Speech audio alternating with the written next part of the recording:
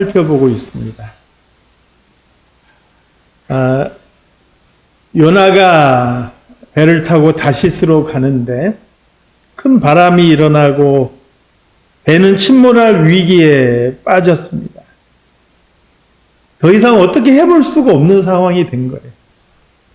그러니까 이제 배에 있는 선원들이, 그리고 배에 탄 사람들이 서로 의논합니다.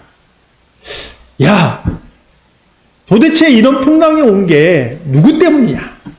한번 우리 이 재앙이 누구로 인해서 왔는지 제비를 뽑아보자. 제비 뽑기를 한 거예요. 그렇게 제비를 뽑았더니 또 놀랍게도 요나가 뽑힌 거예요. 참 신비한 일입니다. 여기서 이제 저는 꼭 좀 두 가지를 좀 생각해 보고 싶은 게 있어요. 먼저는 제비 뽑기라는 것에 대해서 좀 생각해 보고 싶습니다. 이 제비 뽑기는요, 오늘 본문에만 나오는 게 아니라 성경에 제법 많이 나와요. 이스라엘 백성들이 가나안 땅을 점령할 당시에 여리고성을 점령하고 나서 그 다음에 두 번째 공격한 성이 바로 아이성입니다. 그런데 이 아이성은요, 이름 자체도 벌써 황폐한 작은 산, 이런 뜻을 가지고 있어요. 아주 조그마한 성이었고요. 크고 견고한 여리고성에 비하면 이거 좀 너무 하찮게 보인 거예요. 그런데 놀랍게도 이스라엘 백성들이 그 아이성 전투에서 패배합니다. 그들이 두렵고 놀라운 마음에 하나님 앞에 울부짖을 때 하나님께서 그들이 그 전쟁에서 패한 이유를 두 가지를 말씀하십니다. 물론 하나는 직접적으로 언급 안 합니다만 보나마나 뻔한 게 뭐냐면 여리고성을 점령한 그들의 마음속에 교만이 들어가는 거예요. 하나님께 묻지도 않고 저 합창게 보이는 건 뭐 대충 몇천 명 보내서 점령하죠. 이렇게 시도했다가 패배한 거예요. 두 번째는 뭐냐? 여리고성을 함락할 때 하나님께서 그들에게 경고하셨어요. 이 여리고성은 가나안 땅에 있는 첫 성이고 이 성을 함락할 때 그 안에 있는 모든 물건, 그 어떤 것이라도 재물이라도 취하지 말고 다 불태워라. 이렇게 말씀합니다. 이때 당시에 그것을 불태운다는 것은 그것이 나의 것이 아니고 하나님께 바칩니다. 이런 의미를 가지고 있어요. 그런데 그 중에 어떤 사람이 그것을 도둑질해서 훔칩니다. 이 범죄한 사람을 찾을 때 사용한 방법이 바로 제비 뽑기예요. 여러분, 얼마나 이 제비 뽑기가 놀라운지요? 첫 번째, 이스라엘 12지파를 대상으로 해서 이 제비를 뽑았는데 유다 지파가 딱 뽑힌 거예요. 유다 지파를 대상으로 해서 또 제비를 싹 뽑았는데 여기서 이제 여러 족속이 대상인데 이 족속이라는 것은 예를 들어서 우리 증조 할아버지를 중심으로 한 그 밑에 있는 모든 후손들, 이 정도의 규모를 족속이라 그랬어요. 이스라엘. 이 족속을 대상으로 해서 제비를 뽑았어요. 유다 지파의 안에 있는 족속 한 문중이 되겠죠. 그렇게 뽑았더니 세라 족속이 뽑혔어요. 그리고 세라 족속 안에 각 가족이 있을 거 아니에요. 지금은 뭐 아버지와 자식들을 구성됐지만 이때는 할아버지, 아버지, 아들 3대로 한 가족을 이루잖아요. 그래서 각 가족을 대상으로 또 제비를 뽑았더니 삽디 가족이 뽑혔어요. 그리고 삽디 가족에 있는 남자들을 대상으로 쫙 뽑았더니 아간이라는 사람이 뽑혔어요. 제비를 지금 몇 번 뽑았나요? 4번 뽑았나요? 근데 지금 정확하게 누가 죄를 졌는지를 찾아가고 있는 거예요. 제비 뽑기로.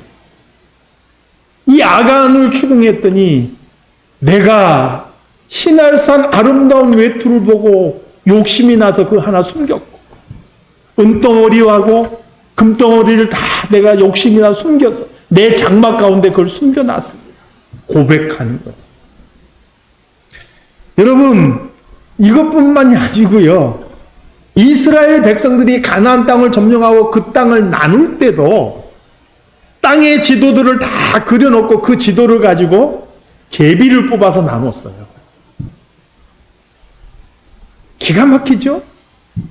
그래서 이제 많은 사람들이요, 어떻게 생각하느냐?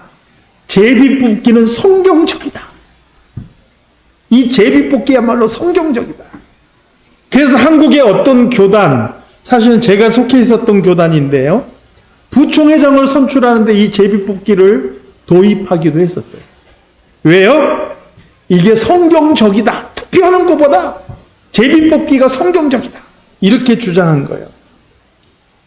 그런데 여러분, 오늘 본문에 보니까 이 제비 뽑기를요, 하나님을 믿지 않는 이방인들도 하고 있는 거예요. 지금 선원들도 이 제비 뽑기로 이게 누구 때문에 일어나는지 우리 알아보자 이렇게 한 거예요. 이것을 보면 제비 뽑기가 이것 자체가 그때 당시의 문화였던 거예요. 다만 하나님께서 이 제비 뽑기를 사용하셔서 하나님의 뜻을 나타내 보이신 것이지 제비 뽑기 자체가 성경적이었다는 것은 아니라는 거예요. 중요한 것은 제비 뽑기가 아니고 그 제비 뽑기를 통해서 보여주신 하나님의 뜻이 중요한 거예요. 제비 뽑기가 성경적이다 아니다 이건 의미가 없는 거예요.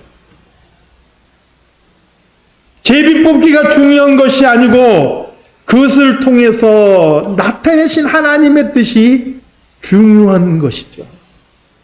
그런데 사람들은 제비 뽑기 자체가 성경적이라고 거기에 집중하는 경향이 있다. 이것은 오늘날 우리가 신앙생활하면서도 똑같이 나타날 수 있는 요소들이에요. 성경에서 말씀하신 본질적인 것은 내팽개쳐두고 껍질에 집중해서 그것을 쫓아가는 경향이 있어요. 어떤 의식이나 문화나 전통, 그것이 정말 성경적이냐 아니냐 막 그러면서 따지고 서로 주장하고 싸우는 경향이 있다. 그게 중요한 것이 아니고 그 의식이나 그 문화나 전통을 통해서 우리에게 나타나 보이신 하나님의 뜻이 무엇인지가 더 중요하다는 것을 우리는 기억해야 되는 거예요. 그러니까 현대사회는 사람을 뽑을 때 사용하는 게 투표잖아요. 이게 현대 문화이고 제도요. 그런데 제비 뽑기가 성경적이라 우리는 지금도 제비 뽑기 하자 이렇게 우기지 말라는 거예요. 하나님의 뜻은 이 투표를 통해서도 하나님의 사람들을 세우게 될 줄로 믿습니다. 두 번째로 우리가 생각해야 될 것은 뭐냐면 어떤 문제가 생겼을 때 많은 사람들이요, 이것이 반드시 죄 때문이다라고 생각하기 쉽다는 거예요. 물론 오늘 본문에서의 풍랑은 요나의 죄 때문입니다. 그러니까 죄 때문이 맞아요. 그러나 우리가 이제 오해하지 말아야 될 것은 모든 문제와 모든 시련이 죄 때문에 일어나는 것은 아니라는 거예요.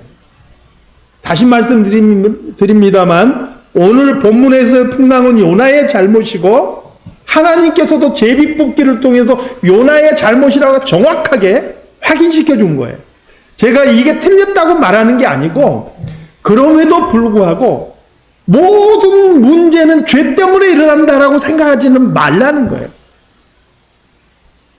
사람들은요, 이런 성경의 기록들을 보면서 오해하는 게 뭐냐면 재앙이나 우리가 감당하기 어려운 시련이 닥치면 이것이 누구의 잘못인가를 따지려는 경향이 생겨요. 교회 안에도 어려움이 생기면 이거 누구 때문이야?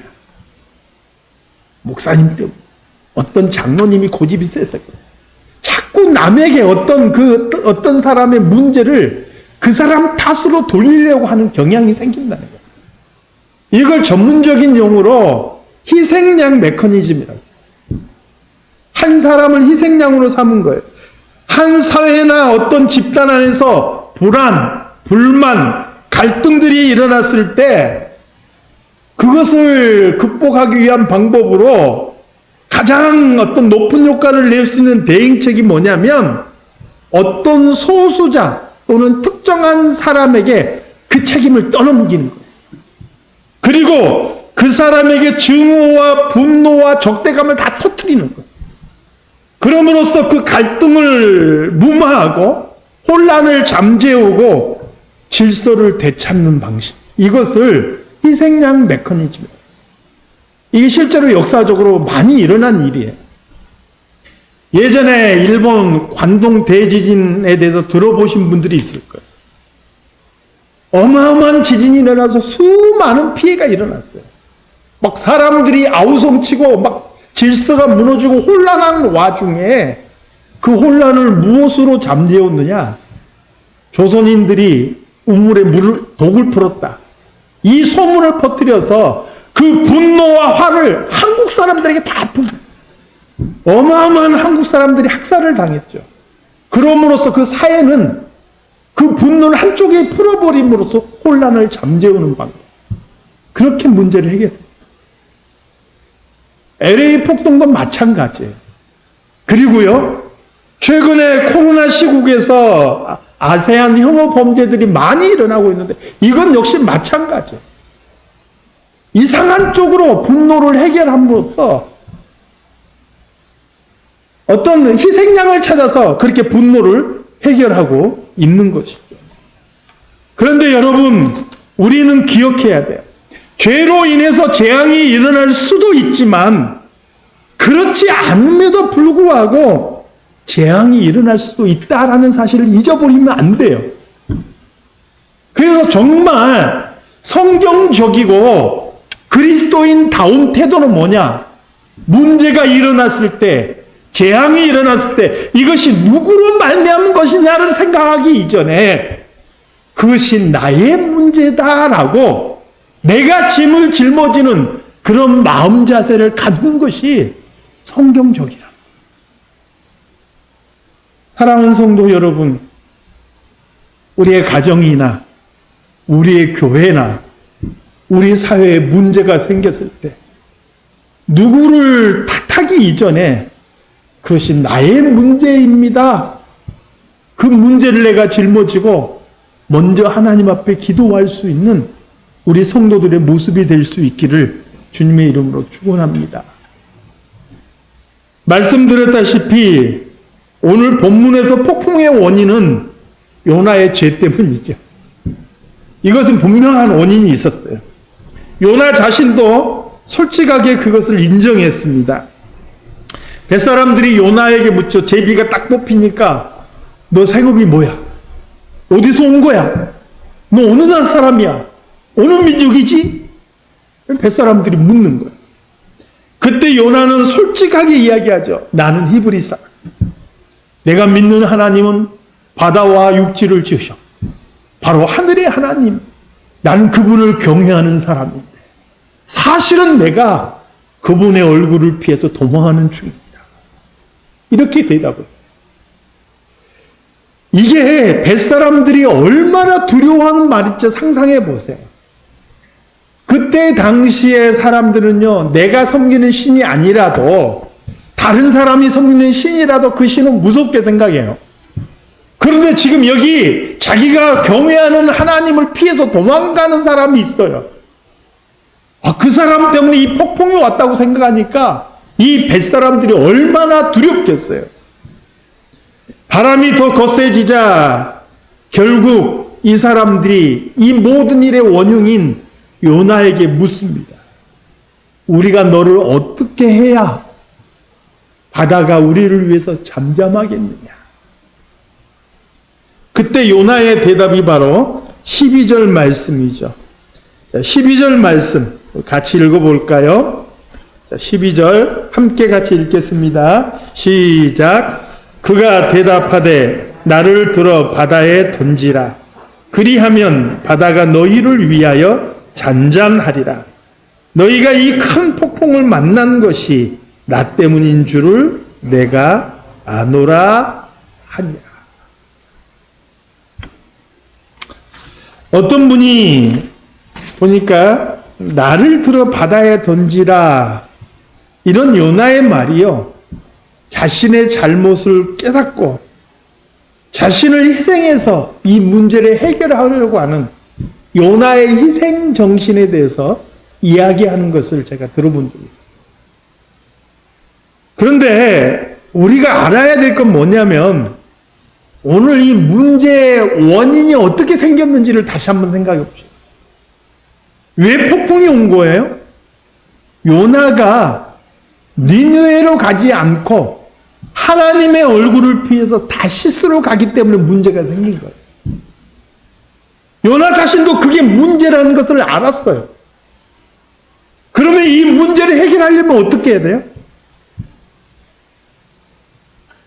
뉘우치고 잘못을 회개하고 다시스로 돌아가야 돼요. 니느웨로 돌아가야 되는 거예요. 그게 진짜 회개예요. 여러분, 우리가 회개한다는 것은 내가 잘못했구나라고 깨닫는 게 회개가 아니에요. 진정한 회개라는 것은 내가 잘못했구나 깨닫고 뉘우치고 눈물을 흘리는 거, 거기에서 멈추는 회개가 아니에요. 거기서 멈추지 말고 그 잘못된 것을 바꾸어서 옳은 길로 돌아서는 것까지 이루어져야 돼요.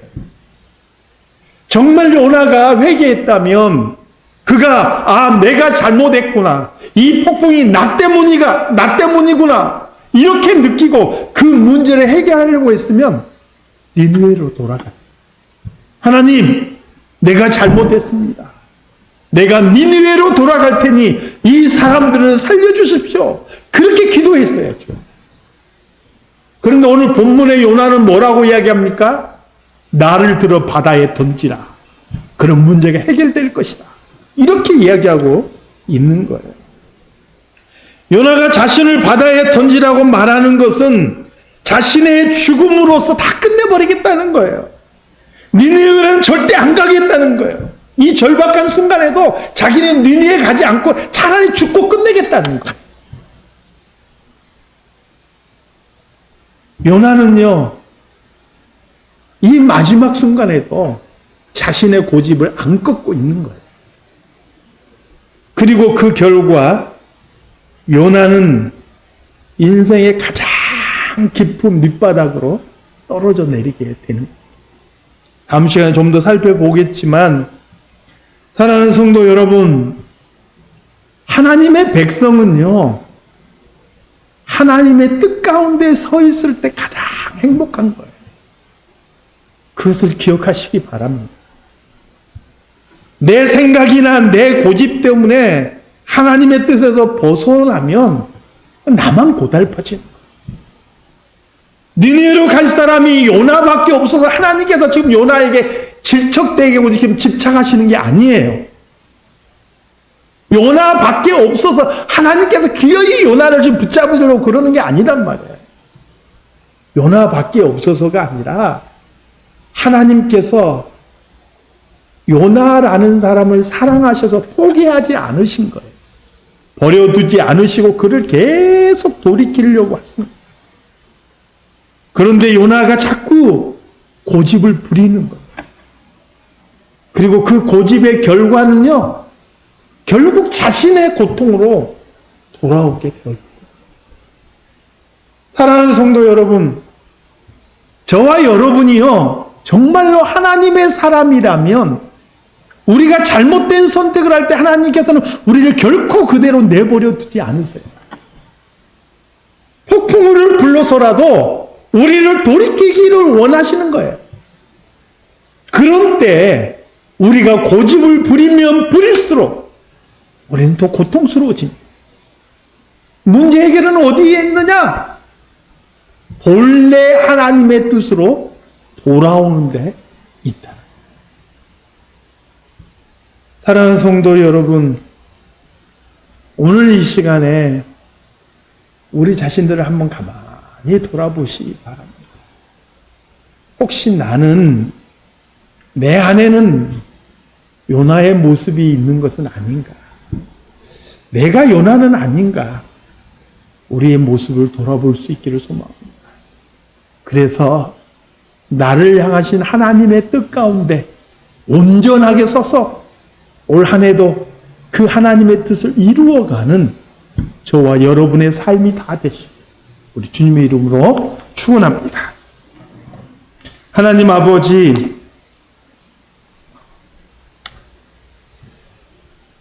자신의 잘못임을 알면서도 끝까지 고집을 꺾지 않고 인생의 밑바닥으로 내려가는 요나의 모습을 보게 됩니다.